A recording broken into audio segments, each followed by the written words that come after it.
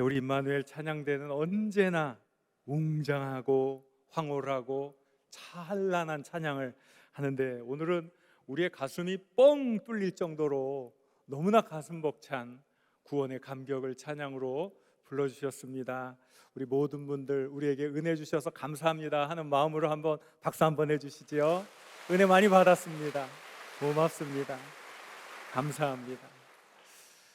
오늘 우리가 읽은 말씀은 잘 알고 있는 내용이에요. 예수님이 어느 날 한 회당에 들어가셔서 말씀을 가르치시는데, 거기에 무려 18해 동안이나 병들어서 허리를 펼 수 없었던 그런 여인이 있었습니다. 예수님은 그 여인을 불쌍히 여기시고 내가 내 병에서 놓였다 말씀하시면서 안수기도를 해주셨습니다. 순간 기적이 일어나서 이 여인이 18해 동안이나 이 허리가 고부라져 가지고 펼 수 없었는데 허리를 똑바로 펴고 설 수 있었습니다. 여인은 자신의 몸에 나타난 놀라운 변화에 감격하면서 하나님께 영광을 올려드렸습니다. 얼마나 놀라운 순간입니까? 모든 사람들이 같이 박수 쳐주고 기뻐해야 할 순간 아닙니까? 그런데 꼭 찬물을 끼얹는 사람들이 있죠.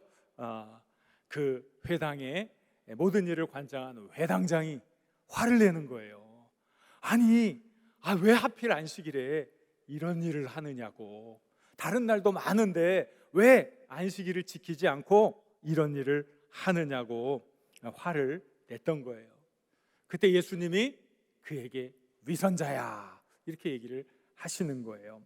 너희가 안식일에도 너희의 소나 나귀가 목마르다면 외양간에서 풀어내어 물을 먹이는데 어떻게 18해 동안이나 고통 속에 사탄의 매임을 받은 이 아브라함의 딸을 풀어주는 것이 마땅하지 않겠느냐. 너무나 지당한 말씀이셨지요. 예수님의 말씀에 그렇게 반박을 했던 이들은 무안을 당했고 망신을 당했고, 다른 많은 사람들은 감사하면서 하나님께 영광을 돌렸습니다. 아주 짧은 내용의 말씀입니다. 그런데 이 말씀 속에는 우리가 쉽게 놓치는 안식일의 정신이 깊이 담겨 있어요. 그리고 우리는 이 안식일의 정신을 지키지 않으면서도 회당장처럼 외식적인 행위를 하면서 나는 신앙생활 잘하고 있어요 이렇게 종종 착각하기도 합니다. 그래서 이 말씀은 우리에게 굉장히 중요한 가르침을 줍니다. 오늘 우리는 이 말씀에 집중해서 우리가 놓치고 있는 진리를 찾아내고 참된 신앙을 우리의 삶 속에서 열매로 만들어내는 삶을 살아야겠습니다. 이 말씀 속에서 우리가 주목해 보아야 할 것은 예배라는 거예요. 예배. 여러분들이 지금 뭘 하고 계십니까? 예배 드리고 있죠. 여러분들이 지금 어디에 계십니까? 예배 자리에 나와 계셔요. 이것이 놀라운 은혜요 복인 줄 믿습니다. 하나님께 예배 드리는 자리, 그 자리가 은혜 받는 자리요, 하나님의 기적, 하나님의 은혜를 누릴 수 있는 복된 자리인 줄 믿습니다. 이 여인이 안식일에 회당에 나왔다. 그랬다가 예수님을 만나지 않았습니까? 예배의 자리를 지켰다는 거예요. 그런데 이것이 이 여인에게는 그리 쉽지 않은 큰 일이었다는 거예요. 왜 그렇습니까? 오랫동안 알아왔어요. 사람이 육신이 아프고 무력해지면 곧이어서 정신도 허물어집니다. 이것이 우리들의 보통의 모습 아닙니까? 특히 척추에 이상이 생겨서 허리를 펼 수가 없으니 모양이 말이 아니었어요. 자존심이 있는 사람이라면 자신의 그 모습을 다른 사람들에게 보이고 싶지 않아서 방 안에 꼭꼭 틀어박혀 있으려 할 것입니다. 그러니까 이 아픈 사람들이 이중고를 겪고 있어요. 하나는 육신의 아픔이죠. 고통이죠. 그런데 그 고통 때문에 겪게 된 모양, 모습, 그것을 다른 사람들이 보니까 아이고 또 이것도 참 따가운 시선이에요. 몸 아픈 것도 정말 서러운데 자신의 그 모습을 이렇게 바라보는 다른 이들의 그 따가운 시선, 그것도 참 고통스러운 것이죠. 그러니까 이 여인은 두문불출할 이유가 너무 충분했다는 거예요. 그러함에도 불구하고 이 여인이 안식일에 어디에 나왔습니까? 회당에 나왔다는 거예요. 이게 소중한 거죠. 이게 참 귀한 거죠. 우리는 또 이렇게 생각해 볼 수 있어요. 이 여인이 병고침을 받기 위해서 안식일에 회당에 나온 것 아닙니까? 그런 추론이 가능할까요? 깊이 생각해 보니까 잘 안 맞는 것 같아요. 왜 그럴까요? 이 여인이 몇 해 동안 아팠지요? 18해 18년이라는 긴 시간 동안 아팠다는 거예요. 그러면 사람이 어때요? 내 삶 속에 닥치는 아픔, 고통, 그것들을 인정해야 될까요? 계속 부정해야 될까요? 난 나을 거야 그래야 될까요? 이거 어려운 문제예요. 때로는 우리가 어떻게 해야 돼요? 그것을 인정해야 돼요. 수용해야 돼요. 그래야 또 그 과정 속에서 새 삶을 살아갈 수 있는 힘이 생기는 게 사람이에요. 어떤 사람이 사고로 다리가 잘렸는데, 내가 옛날에 육상 선수였는데, 내가 옛날에 수영 선수였는데, 이것만 생각하면 그 삶이 어찌 되겠어요? 건강한 삶을 살 수가 없잖아요. 자신에게 닥친 아픔도 때로는 수용하고 받아들이고 그 다음 단계의 삶을 살아가는 것이 또 인간이 가진 힘이란 말이에요. 물론 첫 해, 두 채, 다섯째 때까지는 나도 어떻게 이 병을 고쳐봐야지 하는 생각을 가졌을 거예요. 그러나 18해, 얼마나 긴 시간입니까? 우리 한 사람의 인생에 있어서 18해는 얼마나 긴 시간입니까? 지금 우리가 오래 살지만 2000년 전에 사람들이 몇 살 살았을까요? 40세, 50세. 그게 고작이었어요. 18년을 고통 속에 있었어요. 그 이야기는 뭡니까? 이미 내가 이 병이 나음을 얻을 것이다, 많이 접었을 거란 말이죠. 그러니까 이 여인이 내가 병 고침을 받기 위해서 안식일에 그 회당에 나온 게 아닌 거예요.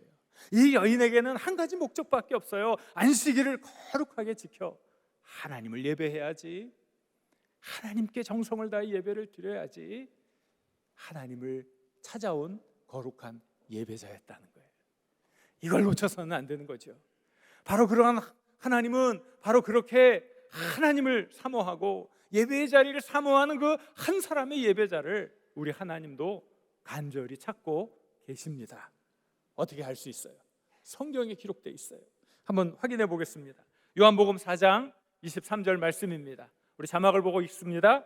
아버지께 참되게 영과 진리로 예배할 때가 오나니 곧 이때라. 아버지께서는 자기에게 이렇게 예배하는 자들을 찾으시느니라. 하나님도 찾는 거예요. 하나님이 누구를 찾으셔요? 진정한 마음으로 하나님을 예배하는 자를 찾으시는 거예요. 바로 이 여인은 진정한 마음으로 예배의 자리를 사모하고 그 예배에 정성을 다해 하나님을 만나고자 했던 것이죠. 얼마나 아름다운 모습입니까? 그러니까 예수님이 그 여인을 보는 순간 물어보지도 않아요. 그리고 그냥 다가가서 그 여인의 머리에 손을 얹으시고 내 병에서 내가 노임을 얻었다, 치유해 주신 거예요. 하나님의 사모하는 자, 하나님의 은혜를 갈망하는 자, 예배의 자리를 사모하는 자, 바로 그 자를 하나님이 복 주시고 회복시켜 주신 줄 믿습니다. 사랑하는 여러분, 여러분은 하나님께서 찾으시는 바로 그 예배자이십니까? 오직 하나님의 영광만 찬양하며 그에 합당한 찬양을 올리며 예배의 자리에 있는 것만으로도 감사하고 계십니까? 이걸 회복해야 돼요. 이걸 놓쳐서는 안 돼요. 가장 중요한 예배자의 자세, 언제나 예배의 자리를 사모하는 예배자가 되시길 바랍니다. 제 기억에도 그런 예배자가 있어요. 제가 전에 양평에서 목회를 할 때의 일입니다. 그것은 서울의 큰 대형 병원에도 접근하기가 비교적 가깝고 산수가 좋아서 암투병하는 분들이 많이 와서 있었습니다. 우리 교우들이 열심히 그분들에게 복음을 전하고 전도를 했지요. 아마 그 암투병을 하는 그 절박한 가운데 어떤 분이 복음을 받아들이기 시작해요. 예수님을 내가 믿겠다고 하면서 매일매일 하나님의 말씀으로 새로워지고 또 자신의 지나온 삶에 대해 회개하고 이제 회복될 삶에 대한 기대를 하면서 하루하루를 투병했습니다. 키모테라피라는 게 있지 않습니까? 항암 치료. 굉장히 힘든 치료예요. 그게 어떤 때는 1박 2일, 2박 3일 병원의 묵윤실에 들어가서 엄청나게 힘든 그 과정을 겪는 거예요.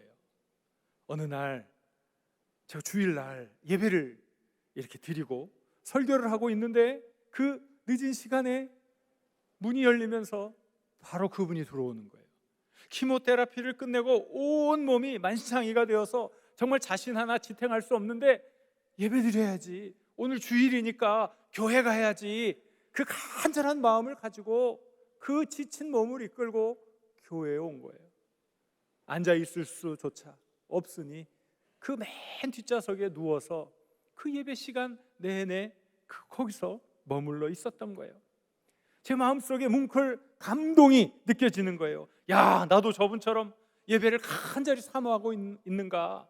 제 스스로에게 질문이 되어졌던 거예요. 그리고 인정을 했어요. 저분이 오늘 가장 큰 은혜를 받는 분이구나. 저분이 오늘 가장 하나님을 간절히 찾고 하나님께 최고의 정성을 드리는구나. 이런 생각을 하게 되었어요. 우리는 가끔 초점이 빗나간 그런 생각들, 그런 삶을 살잖아요. 우리는 그 사람이 병에서 고침을 받았느냐 아니면 고침을 받았느냐, 여기에 자꾸 시선이 머물고 있지요. 정작 우리가 시선을 두어야 할 것은 우리가 정말 하나님이 찾는 예배자냐, 지금 이 시간 내 정성을 다해 내 목숨을 다해 예배드리고 있냐, 아니면 헛된 생각, 또 잠의 마귀에 눌려서 엉뚱한 시간을 보내고 있냐. 정말 이것이 중요하지. 예배 한번 드려서 회복된 거 그러면 은혜 받고, 얼마나 한심한 신앙입니까? 정말 우리가 무엇에 집중해야 합니까? 정말 어디를 붙들어야 합니까? 사랑하는 여러분, 정녕 우리들 한 사람 한 사람이 이 시간 하나님이 찾으시는 예배자가 되어야 할 것입니다. 정성을 다해 하나님을 찾으시길 바랍니다. 하나님이 찾으시는 예배자가 되시길, 그래서 복 주시는 예배자가 되시길 우리 주님의 이름으로 간절히 축원합니다. 두 번째, 우리들이 깊이 있게 생각해야 할 문제가 안식일이 무엇인가? 도대체 이 안식일이 무엇인가? 이것을 알아야 돼요. 예수님이 여인을 고쳐주셨잖아요. 병이 나았어요. 근데 이게 치료행위란 말이에요. 일이라는 거죠. 그러니까 안식일을 범했다는 거예요. 안식일은 다른 일은 다 내려놓고 오직 하나님께만 집중하고 예배드리는 것, 이게 전부인데 이것이 회당장을 분노하게 한 거예요. 회당장 생각은 그런 거예요. 아니, 여인이 하루 이틀 아픈 것도 아니지 않습니까? 1, 2년 아픈 것도 아니지 않습니까? 이미 18해라는 긴 시간 동안 아파왔는데 오늘이 아니고 내일 와서 고쳐주면 안식일을 거룩하게 지킨 것이 되니 얼마나 좋습니까? 안식일은 안식일대로 잘 지키고 또 이 여인을 아픔과 고통 속에서 해방시켜 주었고 구원시켜 주었으니 얼마나 좋겠습니까? 그런데 왜 안식일 날 이런 일을 해서 안식일을 범합니까? 이게 회당장의 태도였다는 거예요. 그런데 우리가 섣불리 회당장을 비난할 수가 없어요. 왜 그랬습니까? 회당장은 원칙을 얘기하고 있어요. 원칙은 무엇이에요? 원칙은 지켜져야 하는 거예요. 우리가 원칙을 다 세워놨는데 이건 예외예요. 이것도 예외예요.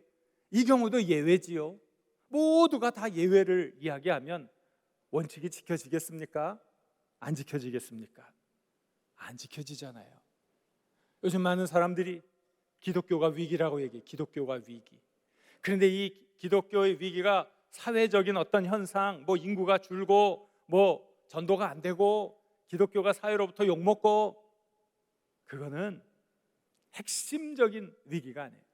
진짜 중요한 얘기는 우리들 가운데 있는 거예요. 우리 내부에 있는 거예요. 내가 하나님을 믿는 신앙인이라고 하면서도 절대의 원칙인 하나님의 말씀을 안 지키는 데 있는 거죠. 내 편할 대로. 어떤 때는 지키고 어떤 때는 안 지키고. 이게 정말 위기고 이게 정말 문제지 어디 있겠어요? 너무 원칙을 지키지 않지 않습니까? 먹고 사는 문제가 바쁘다고 예배조차 하나님 앞에 나와 드리지 않는다면 어찌 신앙인이라고 말할 수 있겠어요? 무엇으로 이 신앙의 척도로 삼을 수 있겠습니까? 섣불리 우리가 회당장을 욕할 수 없는 이유가 여기 있는 거예요. 섣불리 우리가 원칙을 내던질 수 없는 것이 바로 이런 이유가 있는 거예요. 그런데 예수님이 무엇을 지적했습니까?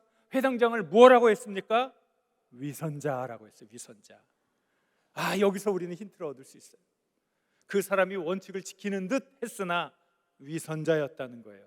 형식은 지키는 듯 했지만 정신을 따르지 않았다는 이야기죠. 겉으로는 안식일을 지켰지만 정말 속으로는, 마음으로는 안식일을 지키지 않았다는 뜻 아니겠어요? 그렇다면 도대체 그 안식일의 정신이 무엇이겠습니까? 안식일의 정신을 알아야지요. 하나님께서 엿새 동안 천지 만물을 창조하신 후에 일곱째 날을 안식하셨어요. 그리고 그 날을 거룩하게 하고 복되게 하시면서 안식일을 우리에게 만들어 주신 거예요. 그러니까 천지 창조가 여섯째 날까지 끝나잖아요. 그 창조의 완성은 여섯째 날로 끝나는 게 아니라 하나님이 일곱째 날 안식함으로 그 모든 창조가 완성되었다, 그렇게 보는 거예요. 그러니까 이 안식일은 전능하신 하나님이 피곤하기 때문에 쉰 것도 아니고 능력이 없기 때문에 쉰 것도 아닌 거죠. 이 안식일을 통해서, 안식함으로 하나님의 창조 행위에 대해서 묵상하고 예배하고 감사하고 참된 쉼을 통해 또 하나님을 의지하고 나아가는 은혜의 시간이라는 거죠. 그 안식일의 기본 정신은 하나님을 예배하는 것과 직접 연결이 되는 거예요. 또 이 안식일의 정신이 깊이 뿌리박고 있는 것이 십계명이에요. 여러분 십계명 다 아시죠? 십계명 모르시나요? 한번 외워볼까요?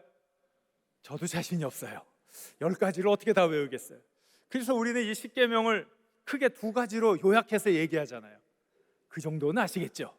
뭐하고 뭐예요? 하나님 사랑, 이웃 사랑. 이 10가지의 계명을 잘 살펴보면 결국 하나님을 사랑해야 한다, 이웃을 사랑해야 한다, 이렇게 십계명의 정신을 요약할 수가 있는 거죠. 그런데 4번째 계명이 안식일을 지키라는 거예요. 바로 이 4번째 계명에는 이 하나님 사랑, 이웃 사랑이 다 담겨 있어요. 우리가 그것을 눈여겨볼 필요가 있어요. 십계명은 출애굽기 20장과 신명기 5장에 나와 있는데 신명기 것이 더 후대의 상황을 반영하고 있어요.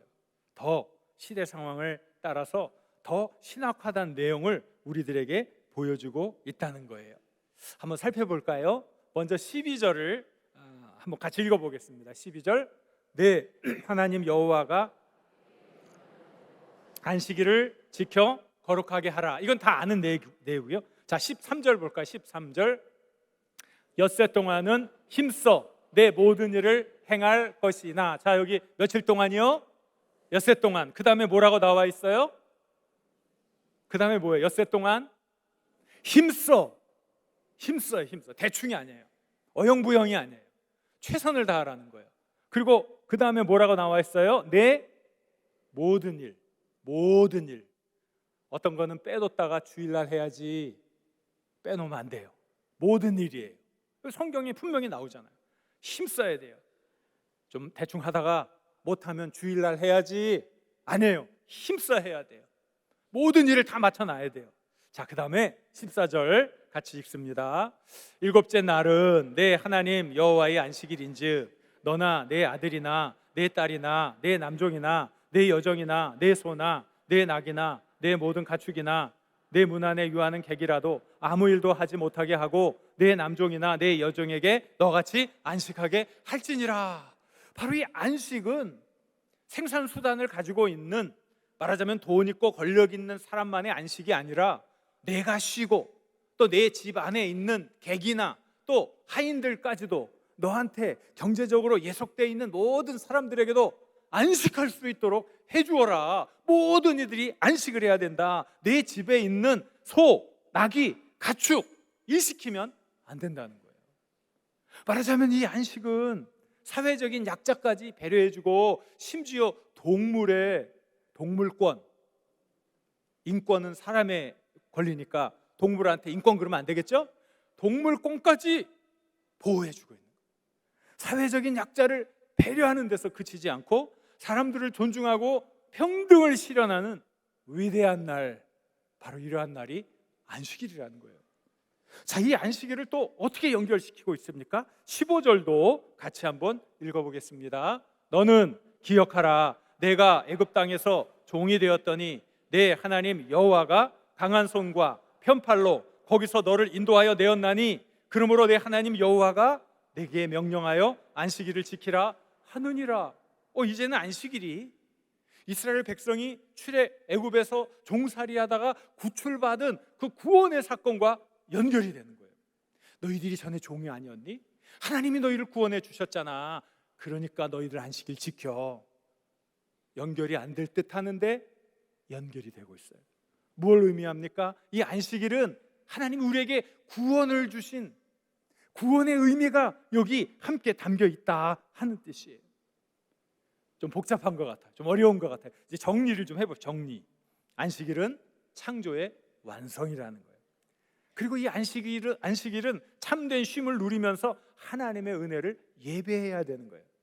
그런데 이 참된 쉼, 안식, 바로 이것이 창조의 동력이 되는 거예요.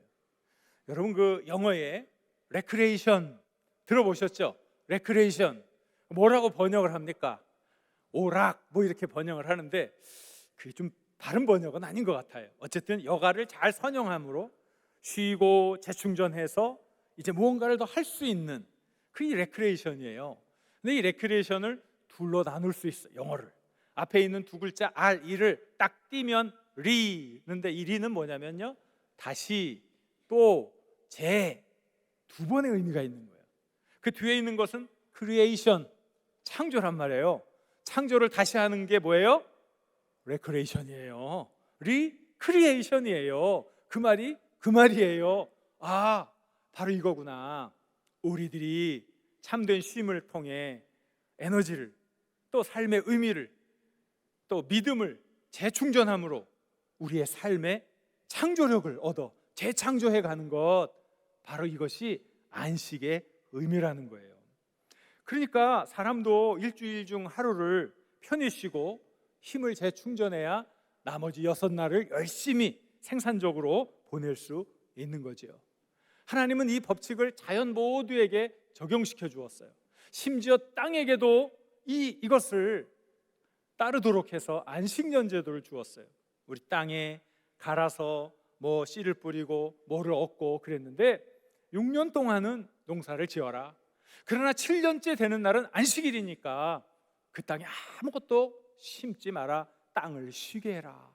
하나님이 땅까지 쉬게 하셨어요. 그래야 그 다음 6해를 또 많은 수확을 얻을 수 있었던 거예요. 이게 하나님의 가르침이에요. 그러니까 우리가 안식일을 잘 지키려면 그 안식일을 잘 지키기 위해서 나머지 6해를 어떻게 해야 된다고요? 힘써 열심히 최선을 다해서 성실하게 살아야 하는 거죠. 공부하는 학생이 꼭 6일 동안은 어영부영 보내고 주일날 나머지 공부해야 하자고 다 쌓아놓고요, 정작 주일이 오면 TV 봐야지, 게임해야지, 친구하고 놀아야지, 아무것도 안 합니다. 그건 아니지요. 6일을 열심히 최선을 다해서, 이 주일은 오직 하나님께 속한 날이니까 내가 이날 공부한다는 건 이건 잘못된 거야. 내가 6일 동안 계획을 잘 세워서 열심히 공부하고 그 주일날에는 교회에 가서 하나님을 예배하고 하나님의 말씀으로 무장하고 소그룹 성경 공부 모임을 통해서 사회성과 리더십을 배양하고 또 그동안 하지 못했던 운동을 하고 음악도 듣고 하면서 재충전의 시간을 가져야 하는 것이, 이게 진정으로 자신의 시간을 잘 선용하는 학생인 거죠. 이게 학생들만의 이야기입니까? 우리들의 이야기도 되는 거죠. 내가 목구멍이 포도청이기 때문에 내가 일해야 돼. 신앙인이라고 하면서도 단 한 번도 예배의 자리에 참여하지 않는다면 어찌 신앙인이라고 할 수 있겠습니까? 안식일은 이 세상의 경제 시스템에 대한 저항이라는 거예요. 세상 시류가 다 돈 많이 벌어야 돼, 다른 사람보다 더 잘 살아야 돼, 이런 흐름 속에서 아니다, 내 삶의 고삐를 잠깐 늦추고 내 삶을 돌아보아라. 천지를 창조하신 하나님의 은혜를 생각하며 하나님이 너에게 주신 삶의 목적을 다시 한번 되새겨봐라. 참된 안식과 쉼을 통해 인생의 의미와 삶의 목적을 다시 회복하는 은혜의 시간, 그게 바로 안식일 정신이라는 거죠. 그러니까 이것은 나를 구원해 주신 하나님의 은혜를 감사하면서 더불어 이 땅에 사는 많은 이들을 생각하고 또 그들이 더 나은 형편에 처하도록 도우라는 것이죠. 바로 이것이 안식일 정신이었어요. 회당장은 이것을 놓치고 있었던 거죠. 어찌 보면 신앙생활을 오래 해왔던 바로 우리들이 회당장과 같은 삶을 살아왔는지 모릅니다. 우리가 붙들어야 할 안식일의 정신, 그 정신을 다시금 확인하시고 붙들 수 있기를 우리 주님의 이름으로 간절히 축원합니다. 우리는 아브라함의 딸, 참 이 말에 좀 가슴이 떨려야 돼요. 여러분, 이 말에 좀 가슴이 떨리지 않습니까?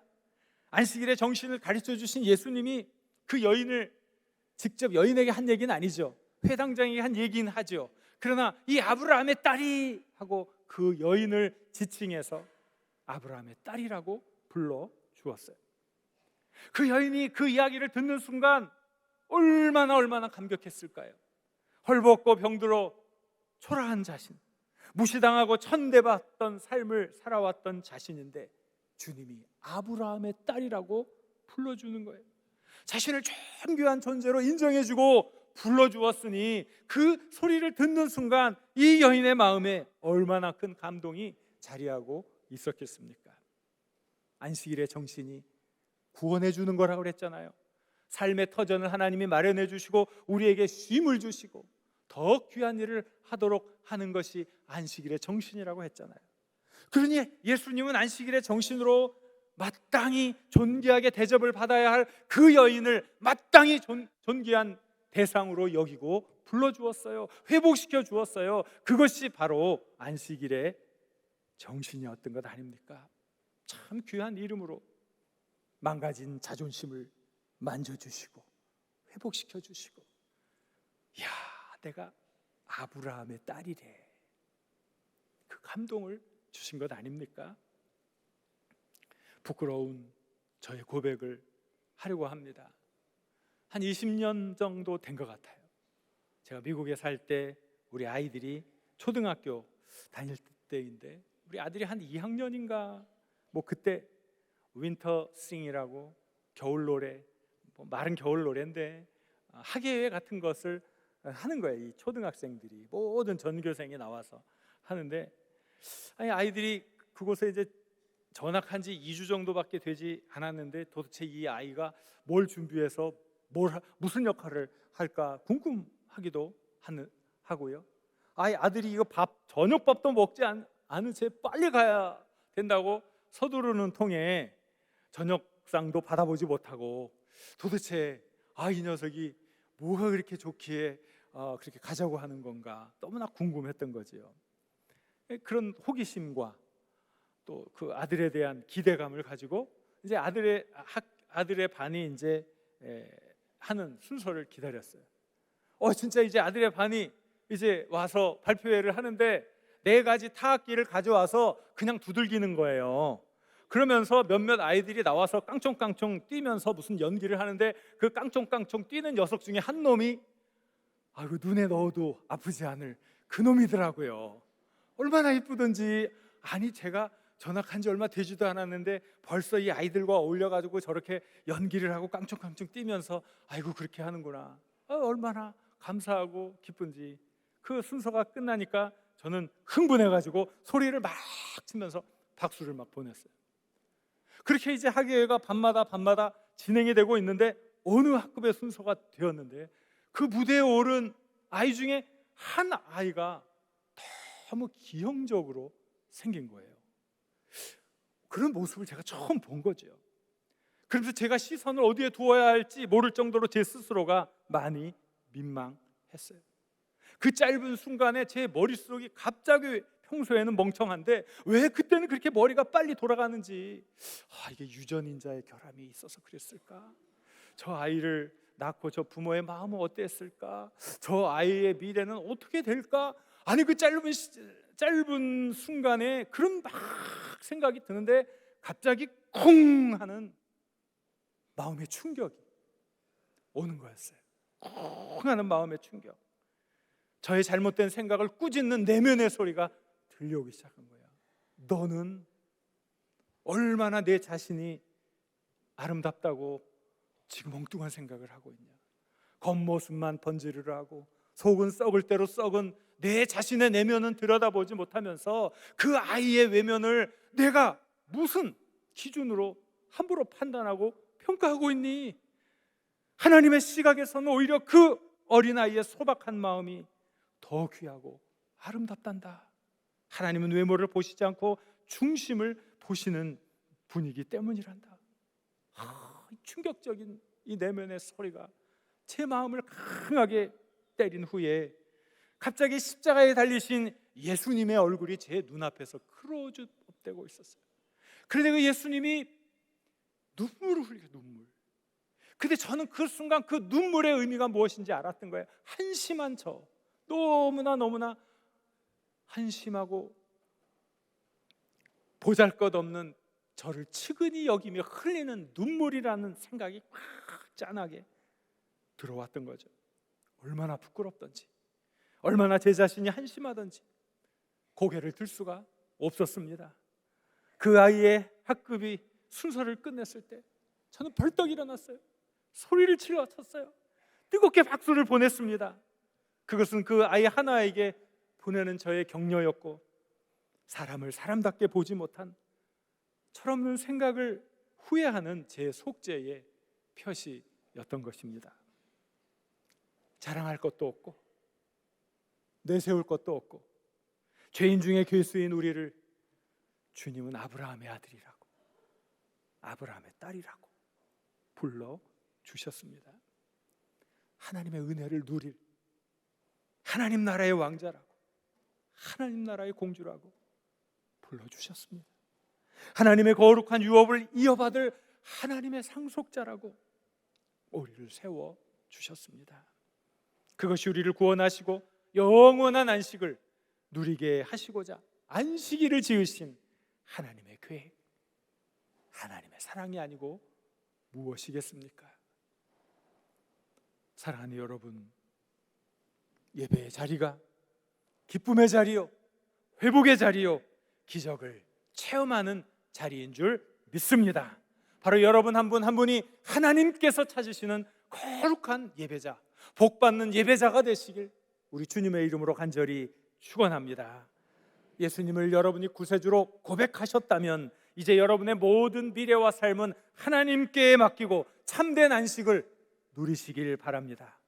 엿새 동안은 열심히 일하고 주일은 하나님을 예배하고 공동체의 교제를 즐기십시오. 긍휼과 사랑으로 이웃들을 돌보며 안식일의 정신을 여러분의 삶으로 드러내실 수 있기를 바랍니다. 여러분이 아브라함의 아들, 아브라함의 딸이라는 이 사실을 잊지 마시고 이 땅에 잃어버린 영혼들을 아브라함의 딸로, 아브라함의 아들로 세울 수 있도록 이 거룩한 기쁨의 잔치 자리에 초대하시길 우리 주님의 이름으로 간절히 축원합니다. 주신 말씀을 생각하면서 우리 주여 한번 힘차게 부르고 우리에게 주신 하나님의 말씀으로 하나님께 기도하겠습니다. 주여.